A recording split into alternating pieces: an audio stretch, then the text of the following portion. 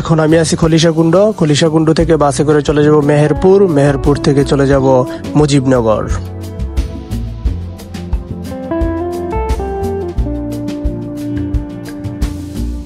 খলিশাকুণ্ডর পর থেকেই মেহেরপুরের সীমানা শুরু। রাস্তায় তেমন কোনো যানজট নেই, এক দিগন্তে ছুটে চলছে গাড়ি। রাস্তায় একটি দুটি বাস, তাই মানুষজন কিছু হলো ঝুলে যাচ্ছে, তবে তেমন কোনো চাপ নেই। গাড়ির হর্ন নেই, জীবনের ব্যস্ততা নেই, খুব সাবলীলভাবেই চলছে তাদের জীবন। বলতে বলতে চলে এসছি মেহেরপুর। এখন অটোতে করে যেতে হবে আমাদের গন্তব্য, সেই মুজিবনগর। বাংলাদেশের দক্ষিণ পশ্চিমাঞ্চলীয় মেহেরপুর এক প্রাচীন জনপদ, তবে ঠিক কোন সময়ে অবিভক্ত নদিয়ার এই প্রাচীন জনপদ গড়ে উঠেছে তা জানা যায়নি। মুক্তিযুদ্ধকালীন সময়ে মেহেরপুর কুষ্টিয়া জেলার অন্তর্গত ছিল। 26শে ফেব্রুয়ারি 1984 সালে কুষ্টিয়া থেকে মেহেরপুরকে স্বতন্ত্র জেলা হিসাবে মর্যাদা দেওয়া হয়। 2000 সালের 24শে ফেব্রুয়ারি মেহেরপুর সদর উপজেলা বিভক্ত হয়ে মুজিবনগর উপজেলা সৃষ্টি হয়। বর্তমানে মেহেরপুর জেলায় 3টি উপজেলা রয়েছে। 1971 সালের 10 এপ্রিল মুজিবনগর সরকার গঠন করা হয়। 17 এপ্রিল এই অস্থায়ী সরকার কুষ্টিয়া জেলার মেহেরপুর মহকুমার বৈদ্যনাথতলার আম্রকাননে শপথপাঠ অনুষ্ঠান করে এবং এই শপথপাঠের মধ্য দিয়ে অস্থায়ী বাংলাদেশের প্রথম রাজধানী মুজিবনগর স্বীকৃতি পায়। আসসালামু আলাইকুম, চলে এসেছি মুজিবনগর। সেই মুজিবনগরের গেটে আছি এখন।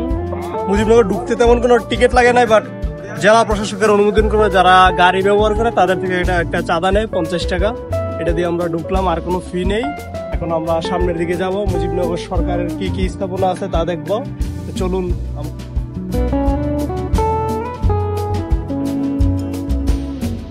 এই হচ্ছে মুজিবনগর জিরো পয়েন্ট। আমরা এখন আসি মুজিবনগরে। মুজিবনগরের জিরো পয়েন্ট দেখতে পাচ্ছেন। সামনে আমরা আরো অনেক কিছু দেখবো। মুজিবনগর আপনারা জানেন যে এটা বাংলাদেশের প্রথম অস্থায়ী সরকার। এই সরকারকে প্রবাসী সরকারও বলা হয়ে থাকে। তো কি আছে আমাদের এই মুজিবনগর এর ইতিহাস ঐতিহ্যে আমরা দেখবো। পলাশীর প্রান্তরে মুর্শিদাবাদের আম্রকাননে যে স্বাধীনতার সূর্য অস্ত্র গিয়েছিল, মেহেরপুরের মুজিবনগরের আম্রকাননে সেই স্বাধীনতার সূর্য উদিত হয়। মুজিবনগর সরকারের যেই আম্রকানন বা আমবাগানের কথা আমরা শুনেছি, এই হচ্ছে ঐতিহাসিক সেই আমবাগান। বিশাল বড় মাঠ, অনেকগুলো আম গাছ রয়েছে, প্রায় 1170টি। অনেকটাই শীতল। এই যে গ্রীষ্মকাল চলতেছে, খুব গরম চুকে যাচ্ছে, এই জন্য খুবই অসাধারণ একটা পরিবেশ। কেননা এখন বসে থাকার জন্য খুব শীতল এবং সময় কাটানোর জন্য খুব সুন্দর একটি জায়গা। এই ইতিহাসের ঐতিহ্যের আম্রকানন বা আমবাগানের, যেখান থেকে আমাদের বাংলাদেশের স্বাধীনতার মুক্তিযুদ্ধ চলাকালীন অস্থায়ী সরকার গঠিত হয়েছিল, এই আমবাগানে আমরা সামনের দিকে যাব। আরো কি কি আছে দেখব। স্মৃতিস্তম্ভের মধ্যে কি কি রয়েছে স্মৃতি বিজড়িত এলাকায়।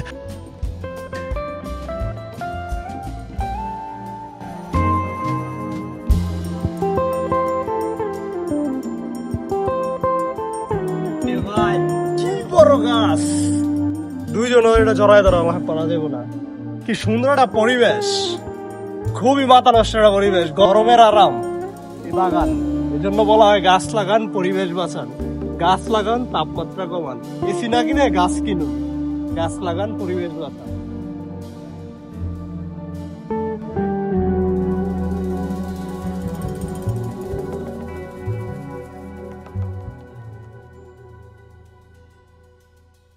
আমরা এখন আছি মুজিবনগর সরকারের যে স্মৃতিস্তম্ভ, এই স্মৃতিস্তম্ভের সামনে। এই হচ্ছে মুজিবনগরের স্মৃতিস্তম্ভ। এখন আমরা এটার ভিতরে যাব। চলুন, এখানে কি কি স্মৃতি রয়েছে, কি কি স্মৃতি বিজড়িত বিষয়ে আমরা দেখতে পারি। ভিতরে গিয়ে ঘুরে ঘুরে দেখি। চলুন।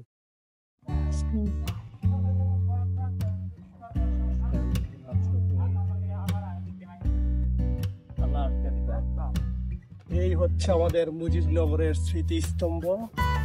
প্রচন্ড রোদ আছে, কিন্তু আমবাগানে অনেক এখন আমি আছি এই যে মুজিবনগর সরকারের স্মৃতিস্তম্ভের এই যে লাল যে জায়গাটা দেখতে পাচ্ছেন, এটি হচ্ছে যে মুজিবনগর সরকার 1971 সালের 17 এপ্রিল শপথ গ্রহণ করে ওই জায়গাটাকে নির্দেশ করে থাকে। তারপরে আমরা যদি এদিকে তাকাই, এই যেখানে অনেক ছোট ছোট পাথর আছে।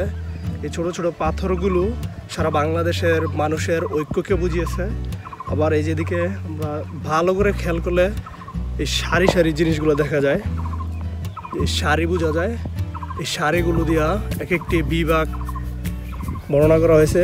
আর এই যে এই পাশে আমরা যে এই জিনিসগুলো দেখি একটু বড় আছে, মানে পাথরের বা ডিজাইনের, এটি দিয়ে বাংলাদেশের বুদ্ধিজীবীদের মগজকে প্রকাশ করা হয়েছে। তারপরে এই যে এখানে প্রায় 1 2 3 4 5 6 7 8 9 10 11 12 13 14 15 16 17 18 19 20 21 23টি স্তম্ভ রয়েছে। 23টি স্তম্ভ দ্বারা 1948 থেকে 1971 সালের 23 বছরের নির্মম অত্যাচারের চিত্র ফুটিয়ে তোলা হয়েছে।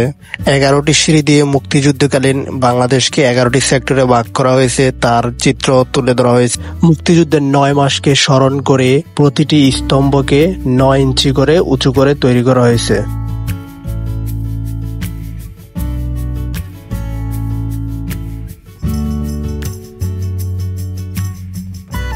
পাশে বসে আছে এখানের মাস্টার রুল। দেশের বাইরে বিভিন্ন জায়গা থেকে যারা ঘুরতে আসেন তাদের জন্য বিভিন্নভাবে গাইড করে থাকেন। পরিচয়টা কি? আমার নাম সুভাষ মল্লিক।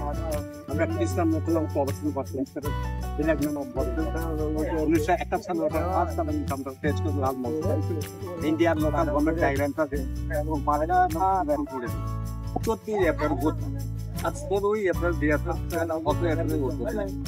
আমাদের মন্ত্রী ছিলেন বাবা স্মৃতি এমএলএ আর ইন্ডিয়ান লোকাল গভর্নমেন্ট ছাত্র সংঘ রায় ডায়াগ্রামটা দিয়েছি। আর টপিক্যাল জ্বালানি উপদেষ্টা এখানে ছিল Kamruzzaman Sheikh, captain Mansur, Syed Tajuddin as a সমর্থ পিছন ছিল ব্যারিস্টার আব্দুল কুষ্টিয়া, প্রোফাইল ছাত্র নেতা ছিল মাহবুব বরিশাল, টপিক্যাল কর্নেল